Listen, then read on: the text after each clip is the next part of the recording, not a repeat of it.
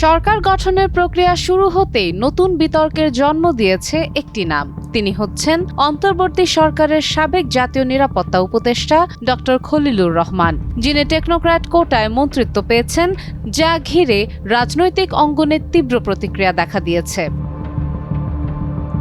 এনসিপির আহ্বায়ক নাহিদ ইসলাম বলেছেন, ডক্টর খলিলুর রহমানের মন্ত্রিত্ব নির্বাচনের নিরপেক্ষতা নিয়ে প্রশ্ন তুলেছে। তার দাবি, এতে নির্বাচনে ইঞ্জিনিয়ারিং হয়েছে এমন অভিযোগ আরও জোরালো হলো। তিনি আরও বলেন, নির্বাচনের সময় তিনি বিএনপির পক্ষে কাজ করেছেন কিনা তা নিয়েও জনমনের সন্দেহ তৈরি হয়েছে।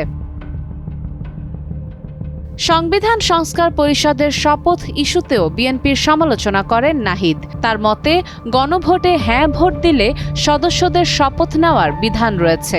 বিএনপির বর্তমান ব্যাখ্যা গ্রহণযোগ্য নয় এবং এতে আইনি জটিলতা তৈরি হয়েছে। তিনি বিএনপিকে শপথ নেওয়ার আহ্বান জানান।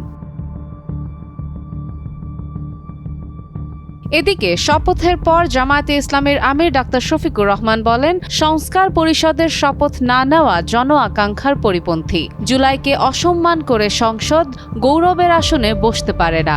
সরকার দেশ ও জনগণের স্বার্থের পক্ষে উদ্যোগ নিলে আমাদের সহযোগিতা পাবে। জনস্বার্থের বিরুদ্ধে গেলে প্রতিবাদ প্রতিরোধ গড়ে তুলব। তিনি আরও বলেছেন, অন্তর্বর্তী সরকারের কেউ এই সরকারে যাওয়া ফেয়ার নয়। ত্রয়োদশ জাতীয় সংসদ নির্বাচনে তারেক রহমান নেতৃত্বাধীন বিএনপি জোট ২১২ আসনে জয় পেয়ে নিরঙ্কুশ সংখ্যাগরিষ্ঠতা অর্জন করেছে। অন্যদিকে ৬৮টি আসন নিয়ে সংসদে প্রধান বিরোধী দলে বসছে জামায়াতে ইসলামী। সাদিয়া ইসলাম, টাইমস টুডে।